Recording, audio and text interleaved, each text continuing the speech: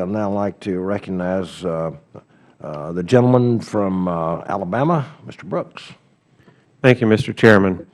I don't know if you are familiar with the economic news for America that's come out recently, particularly with respect to our deficit and debt, but it's taken a decided turn for the worst. The first quarter numbers reflect that our revenues went up 4%, but our spending went up 7%. According to the Congressional Budget Office, relying on Treasury Department numbers, our first quarter deficit was $36 billion worse in this fiscal year compared to the previous fiscal year. If that were extrapolated out, that would mean that our deficit has gone up $144 billion worse this year than the previous fiscal year, although the CBO projects that it will probably be more likely in the $130-something billion range worse. The CBO is also projecting that our total amount of debt is now going to blow through the $30 trillion mark within a decade. And the real question is whether America is going to be able to survive that, whether we will go through a debilitating insolvency and bankruptcy. So with that as a little bit of an economic background as to our country's finances, my question to you is, how do we avoid a repeat of the Constellation program's demise in 2010 at the hands of the Obama administration? And a corollary to that is, what lessons did we learn, and how can we apply what we learned to the Space Launch System and the Orion programs? The floor is yours.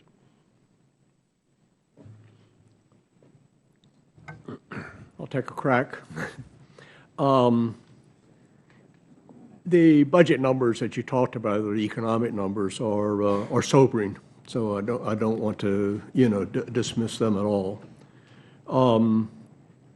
If I would look at myself personally, I would call myself a fiscal conservative. So I worry about those kinds of numbers. I equally worry about what great nations do. And I think great nations do great things. And so I think that relative to the country as a whole, as we go through challenging economic times or challenging whatever times there may be, I think that we are fortunate that we live in a country that has the ability to also do great things while we're meeting these challenges. So I put myself in that category of advocating, working today's problem, and planning for great things for the future. Relative again, and I'm being a little bit redundant, nothing troubles me more than to spend a reasonable amount of money, to come back to maybe my crazy analogy earlier, for another tombstone. And that's why I personally am passionate about humans to Mars, but I'm equally passionate about a good, disciplined plan that is not frivolous. And one of my colleagues commented, a plan that does what is required, but does not do what is not required, or maybe another way to say it, doesn't just do what is possible. So a disciplined, structured plan that accomplishes what I'm calling what a great nation does a great thing is important. And maybe naive, but it's my belief that such a plan, well constructed in a bipartisan, I guess, kind of an effort, I think that kind of a plan should be stable across administrations. And if we as a country can't do things like that across administrations, when they're well thought out and well done, then shame on us. Mr. Young, let me please interrupt. We're running short of time, so if either of the other two gentlemen would also like to respond, please feel free to do so.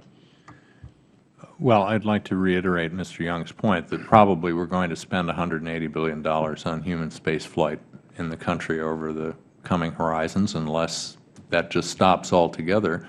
Let's spend the money as wisely as we can. You could make an argument, and some do, and I have from time to time, that maybe we shouldn't have human space flight, that we ought to rely entirely on robotic probes, which are much more cost-effective for the scientific knowledge that's adduced.